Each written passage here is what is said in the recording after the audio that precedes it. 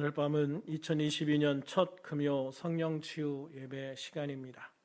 오늘 이 밤에 주님의 크신 능력과 권능으로 치유받고 회복되는 놀라운 기적이 함께하는 밤이 되기를 주님의 이름으로 축원합니다. 오늘 말씀은 예수님이 공식적으로 예루살렘에 입성하시는 장면입니다. 예수님은 제자들과 함께 나귀 새끼를 타시고 예루살렘 성에 들어가시죠. 전에도 예루살렘에 오셨었지만 나 들어간다 이런 식으로 예루살렘에 광고하고 들어가신 적이 없었어요. 그런데 이제 유월절이라는 큰 명절과 예수님의 십자가 순환을 앞두고 사람들에게 공식적으로 광고하고 제자들과 함께 들어가시는 겁니다.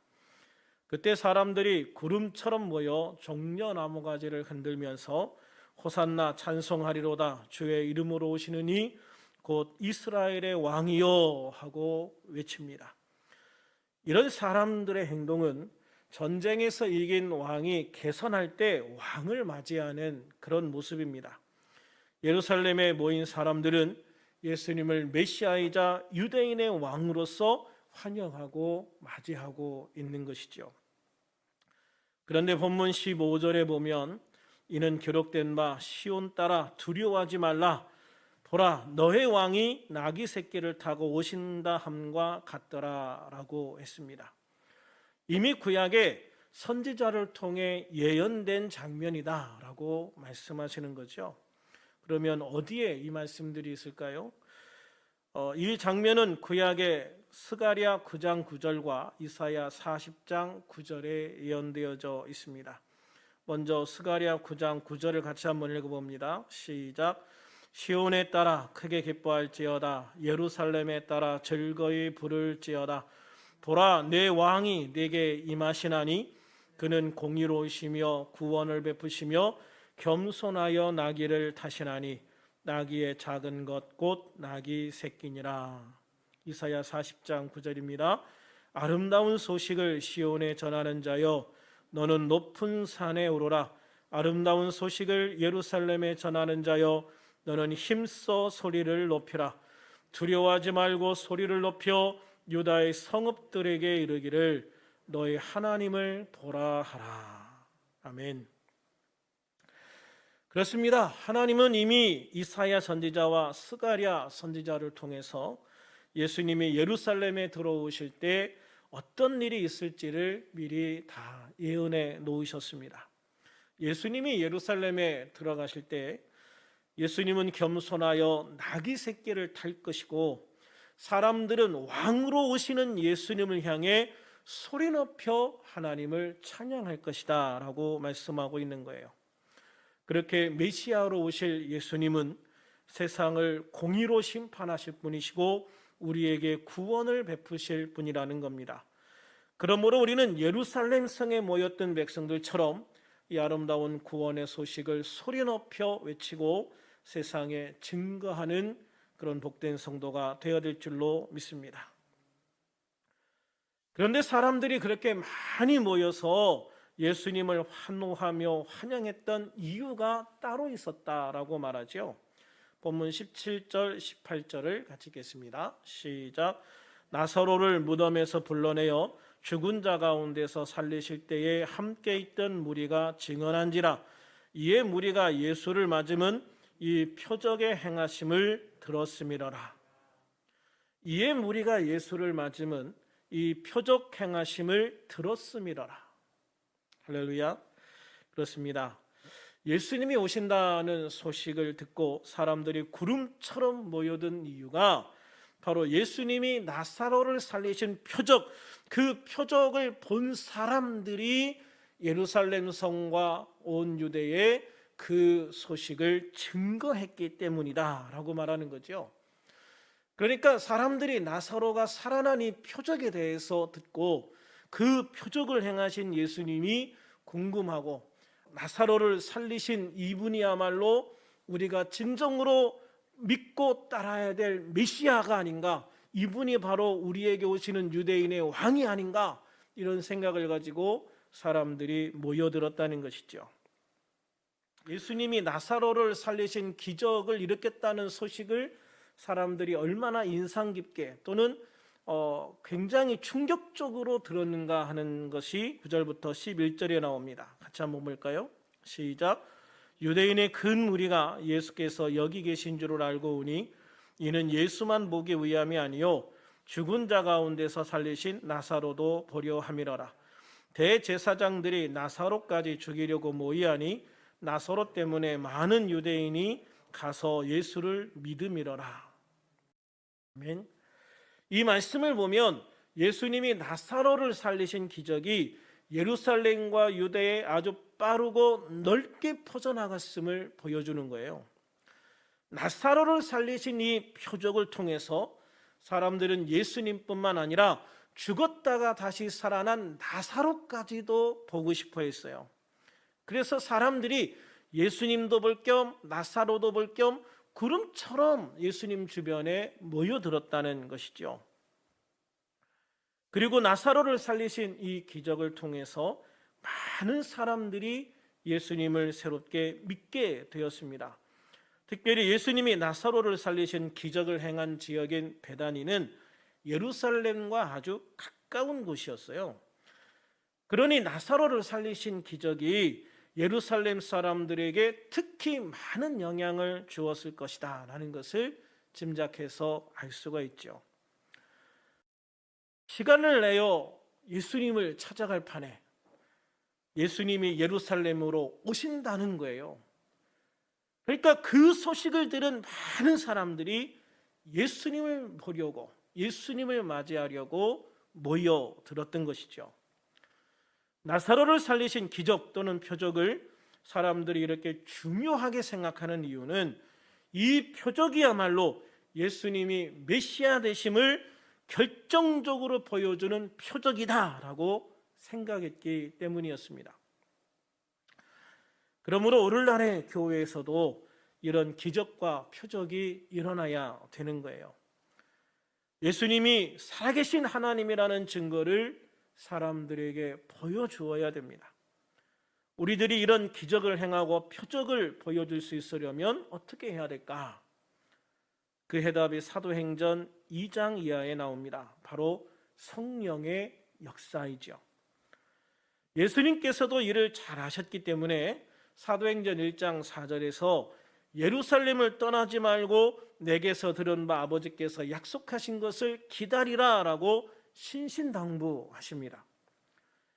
그래서 14절에 제자들은 예수님의 말씀을 따라서 마음을 같이하여 오로지 기도에 힘쓰게 되어진 것이죠. 그 결과가 사도행전 2장에 나옵니다. 1절부터 4절까지를 함께 읽겠습니다. 시작.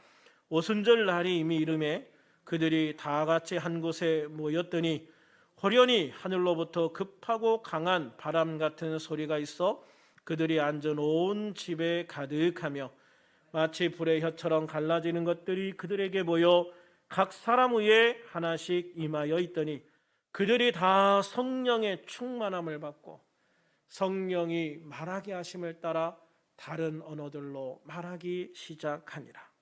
그렇습니다. 제자들이 예수님의 말씀을 따라 예루살렘을 떠나지 않고 함께 모여 한 마음으로 기도하기를 힘쓸 때 강력한 성령의 불이 임하여 모인 제자들이 다 성령의 충만함을 받게 되는 것이죠. 그들이 성령의 충만함을 받자 숨어있던 곳에서 밖으로 나가 복음을 전하기 시작합니다. 하나님은 그들이 복음을 효과적으로 전하게 하기 위해서 세계 각지에서 모인 사람들 각각의 언어로 복음을 전하게 하시죠. 그 결과가 2장 41절에 나옵니다. 같이 한번 읽어볼까요? 그 말을 받은 사람들은 침례를 받음에 이날의 신도의 수가 3,000이나 더하더라. 할렐루야. 참 놀라운 결과 아닙니까? 그 베드로의 한 번의 설교로 3,000명이 침례를 받게 되는 겁니다. 사도행전 3장에는 성전 미문 앞에서 베드로와 요한이 나면서부터 걷지 못하던 사람을 나사렛 예수의 이름으로 일으켜 세워 걷게 하고 또 뛰게 하는 기적이 일어납니다. 6절부터 8절 같이 한번 읽어볼까요? 시작. 베드로가 이르되 은과 금은 내게 없거니와 내게 있는 이것을 내게 주노니 나사렛 예수 그리스도의 이름으로 일어나 걸어라 하고 오른손을 잡아 일으키니 발과 발목이 곧 힘을 얻고 뛰어 서서 걸으며 그들과 함께 성전으로 들어가면서 걷기도 하고 뛰기도 하며 하나님을 찬송하니. 할렐루야. 참 놀라운 일이잖아요, 그죠? 사도행전 4장 22절에 보면 이 사람은 약 40세 정도 되었다라고 말하거든요. 그러니 태어나서 40여 년 동안 한 번도 일어서 보지도 못하고 걸어보지도 못한 이 사람을 예수 그리스도의 이름으로 일어나 걸어라 하고 한 번 기도하고 명령함으로 인해서 일어나게 하고 걷게 하고 뛰게 한 겁니다. 성령 충만함을 받은 제자들을 대표하는 베드로와 요한이 나사렛 예수 그리스도의 이름으로 놀라운 기적과 표적을 행한 것이죠. 이 기적의 결과가 4장 4절에 나옵니다. 같이 한번 읽어볼까요? 시작. 말씀을 들은 사람 중에 믿는 자가 많으니 남자의 수가 약 5천이나 되었더라. 할렐루야. 참 기가 막힌 일들이 일어나지 않습니까? 나면서 걷지 못하던 사람을 나사렛 예수의 이름으로 일어나 걷게 한 사건과 이 일로 인하여 자신들을 핍박하던 대제사장 무리에게 하는 설교를 듣고 남자의 수만 약 5천 명,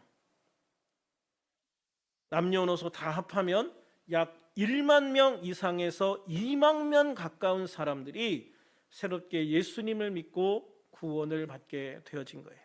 할렐루야. 그래서 지금도 교회 안에 표적과 기적이 일어나야 되는 거예요. 이 시대의 마음이 굳은 사람들에게 복음을 전하기 위해서 교회 안에 표적과 기사가 필요한 거예요. 그러기 위해서 우리들은 올 한 해 성령 충만과 능력 충만을 위해 더 기도하고 믿음으로 담대하게 나가는 한 해가 되어야 할 줄로 믿습니다. 그런데 기적 또는 표적이 믿음으로 연결되지 않으면 아무 소용이 없다는 것을 오늘 본문이 또한 보여주기도 해요. 우리의 믿음은 예수 그리스도의 십자가 죽음과 부활을 기초로 한 믿음이어야 합니다. 너무 기적이나 표적만 보려고 하는 믿음이어서는 안 된다라고 말하는 거죠. 그 예가 오늘 본문에서 호산나 호산나 하면서 이스라엘의 왕으로 예수님을 맞아들인 사람들이 요한복음 19장에 가면 예수님을 십자가에 못 박으라 라고 소리를 치는 거예요.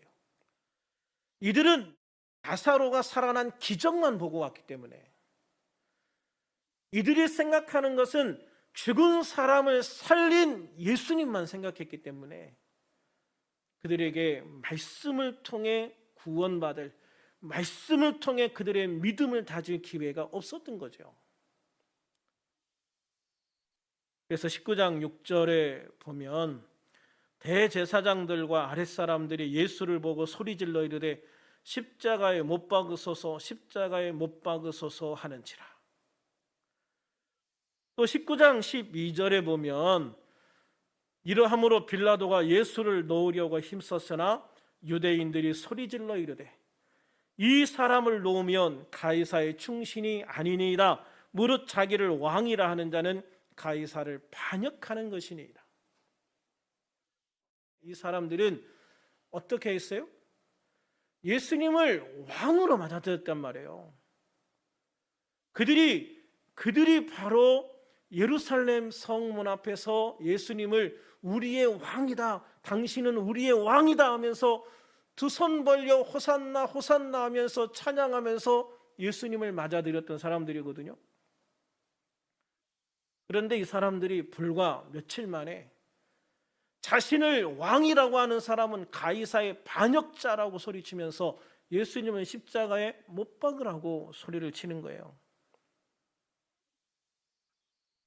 그런데 이 요한복음 19장에서 예수님을 십자가에 못 박으라고 소리친 대부분의 사람들은 예수님을 환영하면서 호산나 호산나 하고 외친 사람들이었다는 거죠.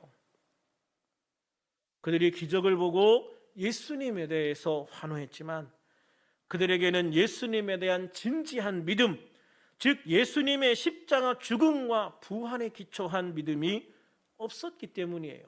다시 말하면 예수님의 말씀을 듣고 그 말씀에 기초해 예수님을 메시아로 믿은 게 아니라 단순히 기적을 보고 예수님을 환영하고 예수님께 나왔었기 때문이다라는 것이죠. 그러므로 우리의 믿음은 말씀에 기초한 믿음이어야 하는 거예요. 할렐루야. 우리의 믿음은 말씀에 기초한 믿음이어야 됩니다. 처음에 올 때는 기적을 보고 올 수 있어요. 아니요, 처음에는 되게 기적이나 이런 것들을 보고 오지요. 그런데 그 다음에는 하나님의 말씀인 성경을 통해 믿음을 가져야 하는 거예요.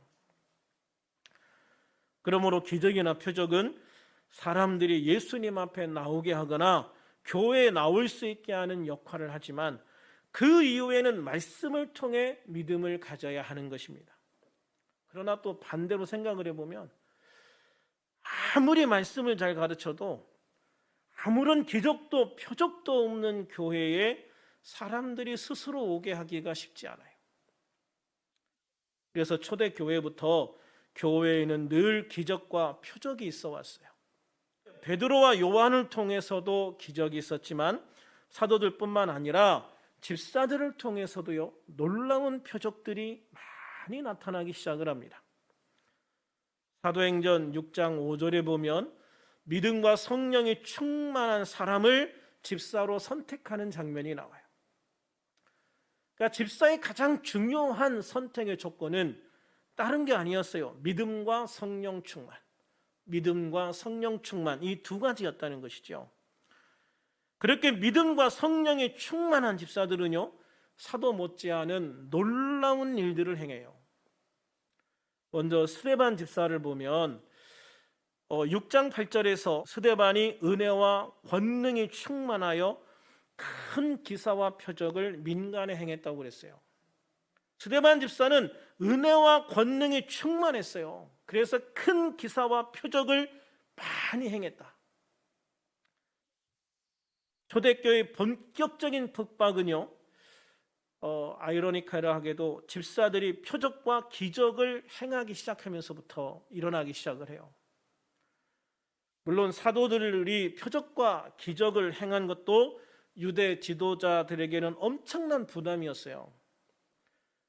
그래서 사도들을 붙잡아 놓고 예수의 이름으로 아무것도 하지 마라, 예수 이름으로 가르치지도 말고 예수 이름으로 기도도 하지 마라 라고 압박을 하지만 사도들뿐만 아니라 집사들까지 표적과 기사를 행하기 시작을 하니까 엄청난 부담이 되는 거예요.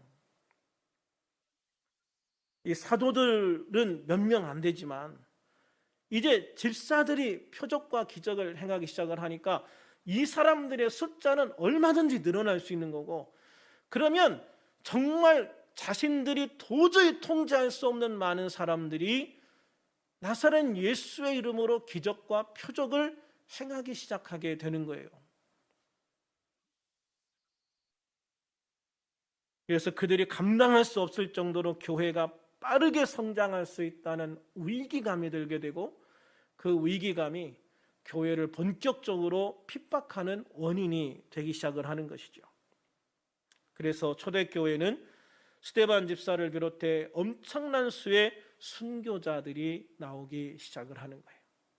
그런데 여러분, 순교자가 나온다고 해서 사람을 죽인다고 해서 이런 것들이 없어지질 않아요. 왜냐하면 예수를 믿는 사람들은요, 죽음이 끝이 아니기 때문이죠. 예수를 믿는 사람들은 죽음이 끝이 아니에요. 오히려 예수를 믿는 사람들에게는 죽음이 새로운 출발이고 새로운 시작이 되는 거예요. 그래서 우리가 육체의 죽음을 참 안타까워하지만, 우리와 헤어지는 것이 안타까워서 안타까워하지만 사실 본인의 입장에서 보면 그렇지 않죠. 저도 얼마 전에 이제 아버님이 천국에 가시면서 아버님이 이제 천국에 가심으로 인해서 더 이상 아버지를 만날 수 없다는 그게 엄청 큰 충격이죠. 그렇지만 아버지의 입장에서는 이제 이 땅에서의 모든 수고와 아픔을 다 내려놓고 아브라함의 품에 안겨서 하나님의 품에 안겨서 이제 진짜 안식을 누리시는 거잖아요. 그러니까 안타까운 거는 헤어지는 우리의 입장이지만 천국에 가시는 그분들의 입장에서는 최고로 영광스러운 순간이고 축복의 순간 아니겠습니까? 그래서 지금 이후로 죽은 자들은 복되다라고 말씀하는 거예요. 예수를 믿는 사람들의 죽음은 불행이 아니에요. 저주도 아니에요.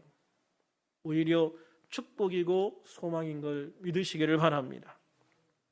그래서 예수를 믿는 사람들을 핍박하고 그들을 죽인다고 해서 이 복음이 절대로 꺾어지지 않는다는 거죠. 그래서 우리는 어떤 상황에서도 그 핍박을 이기고 심지어 죽음을 당한다 할지라도 이 복음의 증인을 포기하는 일을 우리는 하지 않아야 되는 거예요. 할렐루야. 우리는 끝까지 어떤 상황에서도 복음의 증거자가 되어야 될 줄로 믿습니다. 그래서 이제 스데반 집사를 죽였는데, 그러나 이게 스데반 집사뿐만 아니라 다른 집사들을 통해서도 스데반 집사와 똑같은 표적과 기적들이 나타나기 시작을 하는 거예요. 그 대표적인 집사 중에 하나가 빌립 집사죠. 사도행전 8장 4절부터 6절 같이 한번 읽어볼까요? 시작. 그 흩어진 사람들이 두루 다니며 복음의 말씀을 전할세 빌립이 사마리아 성에 내려가 그리스도를 백성에게 전파하니 무리가 빌립의 말도 듣고 행하는 표적도 보고 한 마음으로 그가 하는 말을 따르더라. 아멘. 스데반 집사 이후에 예루살렘에 본격적으로 핍박이 가해지니까 사람들이 각지로 흩어져 버려요. 그래서 오히려 복음이 전해지는 촉매자가 돼버리는 거죠. 그 복음이 전해지는 게 폭발적으로 전국으로 퍼지게 되어지는, 아니 그 지역의 모든 세상으로 퍼지게 되어지는 정말 중요한 일이 일어나게 되어지잖아요. 그래서 예루살렘에 핍박이 일어나자 예루살렘을 떠나서 사마리아로 간 빌립 집사가 있었단 말이에요. 예, 빌립 집사가 사마리아로 도망가서 아이무셔라 하고 숨어 있었던 게 아니잖아요. 그곳에 가서 담대하게 복음을 전하기 시작을 하는데, 그 빌립 집사를 통해서 사마리아에 놀라운 기적과 능력들이 나타나기 시작을 해요. 그래서 그것을 보고 한 마음으로 그가 하는 말을 따르더라. 아, 빌립 집사가 하는 말이 거짓말이 아니구나. 예수가 부활했다는 말이 거짓말이 아니구나. 예수의 이름으로 능력을 행하는 걸 봐. 예수의 이름으로 나타나는 저 표적들을 봐. 예수가 부활했다는 것이 거짓말이 아닌 증거잖아. 그래서 사람들이 빌립의 말을 듣고 복음에 순종하는 정말 놀라운 일들이 일어나게 되어지는 것이죠. 이렇게 하나님의 기적과 표적은 교회가 스스로 핍박을 자초하는 결과를 가져왔지만 그 핍박을 이기는 힘이 됐다는 거예요. 할렐루야. 이후 사도 바울을 통해서 각지의 표적과 기적이 나타나고 귀신이 쫓겨나는 놀라운 일들이 나타나게 되어지고요. 그 기적과 표적 위에 말씀이 더해져서 교회가 각지에 든든하게 세워져 나가는 것을 보게 되어집니다. 그러므로 우리들은 2022년에 두 가지를 힘쓰는 교회가 되었으면 좋겠어요. 첫째는 성령 충만, 능력 충만을 통해서 표적과 기적이 나타나는 교회가 되기를 기도하기를 소망합니다. 주님, 정말 우리 안에 성령 충만, 능력 충만을 더해 주셔서 우리가 하나님 앞에 기도하는 것, 기도의 능력이 나타나서 하나님, 정말 우리가 세상에 하나님이 살아계심을, 예수님이 부활하셨음을 세상에 보여줄 수 있는 그런 기적과 표적들이 많이 나타나서 그 기적과 표적을 보고 아무리 힘들고 어려운 상황에도 그들이 예수님 앞에 나올 수 있는, 교회에 나올 수 있는 그런 은혜를 더해 주시기를 우리가 간절히 기도하기를 소망합니다. 그리고 또한 말씀 위에 굳게 서서 믿음으로 견고해지는 교회가 되기를 힘써야 돼요. 표적과 능력만으로는 안 된다는 거잖아요. 말씀이 있어야 되는 거예요. 그래서 우리가 한편으로는 기도하면서 또 한편으로는 말씀 위에 굳게 서는 우리들이 될 수 있기를 주님의 이름으로 축원합니다. 그러면 우리는 다시 일어설 수 있습니다. 다시 극복할 수 있습니다. 다시 회복될 수 있습니다. 다시 부흥하는 교회가 될 수 있을 줄로 믿습니다. 이를 위해서 우리들은 전심으로 기도와 말씀에 힘쓰는 교회가 되어지기를 소망합니다. 오늘도 주님 주신 이 귀한 말씀 위에 믿음으로 견고하게 서서 주어진 시간 전심으로 성령 충만, 능력 충만 위해서 기도하시고, 그래서 우리의 육신이 건강하게 회복이 되어지고 문제가 해결되어지고 주님의 충만한 은혜가 넘쳐나는 그런 복된 시간이 되기를 우리 주 예수님의 이름으로 축원합니다. 축원합니다.